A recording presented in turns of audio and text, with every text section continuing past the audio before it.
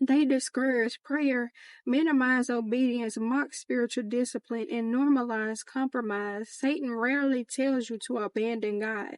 He convinces you to delay obedience. If thy right eye offend thee, pluck it out. Matthew 5:29. Point 2. They feed your flesh, not your spirit.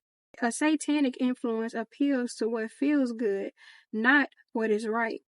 They encourage lust instead of purity, pride instead of humility, comfort instead of calling, and pleasure instead of purpose.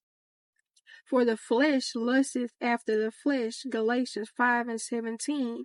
If someone strengthens your weaknesses instead of your character, they are not sent by God. Point 3. They speak truth without submission to it. One of Satan's greatest weapons is partial truth. Did God really say? Genesis 3:1. They may quote scripture without obedience, sound wise without fruit, correct others while excusing themselves, and use revelation to control instead of serve. Truth without submission becomes manipulation. Point 4. They create confusion, not clarity. God brings peace even in correction. Satan brings confusion even in comfort. For God is not the author of confusion, but of peace. 1 Corinthians 14:33. If after interacting with someone you feel spiritually disoriented, pressured, guilty, without conviction, or drained instead of edified, pause. Confusion is a warning sign. Point 5. They resist accountability and correction. Anyone sent by God welcomes correction. Anyone influenced by Satan hates exposure.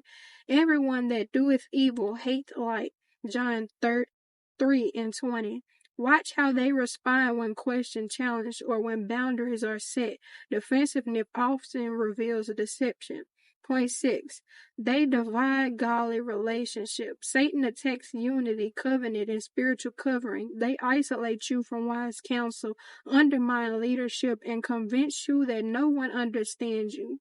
Mark them which cause divisions and avoid them. Romans 16:17.